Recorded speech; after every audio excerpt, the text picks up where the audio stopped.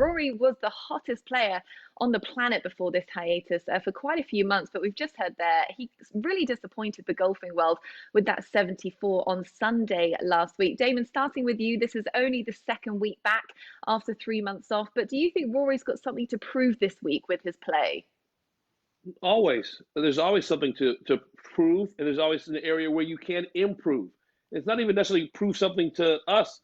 It's to prove something to himself. I mean, let's be honest. The gap between he and Jon Rahm is beginning to close in the official world golf ranking, and there's still some areas he needs to tighten up, to clean up. In particular, final round scoring average, 123rd on the PGA Tour compared to, say, first round scoring average, where he is first. He's the best player in the world. I think that is without question right now, despite the gains that the likes of Jon Rahm have made in the official world golf ranking. But Rory McIlroy always, I would imagine, has something to prove to himself, to stay sharp, to stay motivated, to tighten things up and continue to be the best player in the world. Yeah, I don't know that he has anything to prove because it's pretty much already been proven. We know what his problems are, and they're Sunday issues. He's 31 now. He's going to have those, or he's not quite 31. He's going to have those issues from now on for so long. Some closes the door so strongly on Sunday. It's amazing. You think of Canada 61, what he did at the Players. And then sometimes this streak of top fives he's had, some of them were very weak finishes just to kind of limp in to top five, like in Genesis and Palmer Invitationals. He does what Rory does. I don't know how much else he can do and how much hard work he can put in to change his stripes, so to say. He's going to do one that he does, which is kind of a wild card. The thing is, he's so successful, it's really hard to come down on him. It's unfair to think that he's Tiger Woods, because he's not. Tiger set a high mark of finishers that no one's ever going to hit, and we compare everyone to Tiger, they're all going short.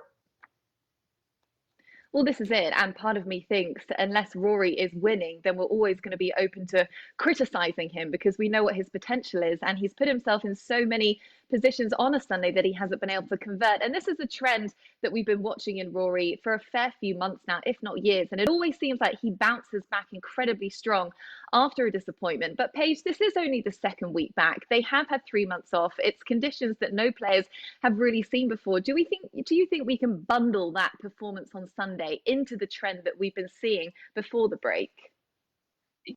I would say no.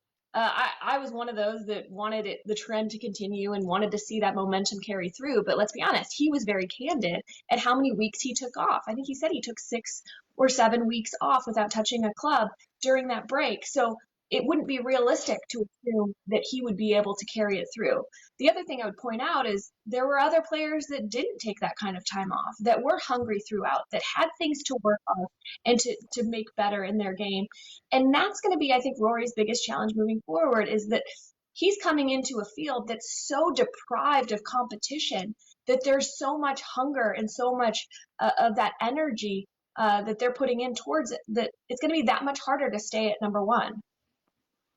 I just think, guys, as we congratulate him and laud him for his top 5 streak, we also have to look inside the numbers and point out the 73 in the final round at Genesis, the 76 in the final round at Bay Hill, the 74 in the final round at Colonial. I mean, those are numbers. We talk about a top 5 streak. We talk about some fantastic weeks. We also have to point out, as you said, he's had some mysterious Sundays as well. And like I said, earlier in the year, not all top 5 finishes are created equal. And I'll continue to say that. Some feel a lot better and look a lot better than they actually are.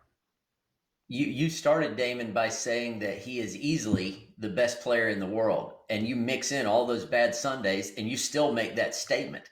That's how great he is and how often he is in competition. And I know he's got higher expectations for himself on Sunday, but maybe we're putting too much expectation on him. He's just a man. He's a great, great golfer, but he does have that one flaw. And again, only one in this generation, only one flawless golfer, and that was Tiger in his prime. And if we try to put that standard on him, it's just really hard. He still thrills us on some Sundays where he can just absolutely blow the field away. and win by a big wide margin. So, I think we just have to be patient and wait for those and appreciate those and kind of forget about the other ones. And just, it's good that he's in contention that often. The good news is Whether it's for his when we're looking at the scoring average through those 4 rounds, we're not assuming he's going to go out and shoot 76 on Sunday. We're actually still assuming that he'll be able to close the door. Until we start to assume the opposite, that he will fail, I still have high expectations for Rory, as does he, I'm sure, for himself. whether it's his swing, whether it's his stats, as we're all saying here, we do hold Rory in a slightly different regard. And so, Damon, looking at this week, is your benchmark for success for Rory different to the likes of Rahm, Justin Thomas, Brooks Koepka? Is this week different for him? Oh, every week to me is different. I'll be honest. I believe that because of his age, 31, because of his accomplishment, 4 major championships, the 2 FedEx Cups, the Players Championship, 18 PGA Tour wins, I would hold him at a higher standard and expectation level than I would for John Rahm, who's still wet behind the ears, or even Justin Thomas, who has 1 major championship and a FedEx Cup as well. I would call Rory and Brooks kind of similar because they're similar age and similar accomplishment, at least in terms of major championships. So yes, I do hold Rory to a different expectation because of his vintage, because of his age and experience, not to mention his talent. Okay, well, expectations as high as ever for the world number 1 as he makes his first start at the RBC Heritage since 2009.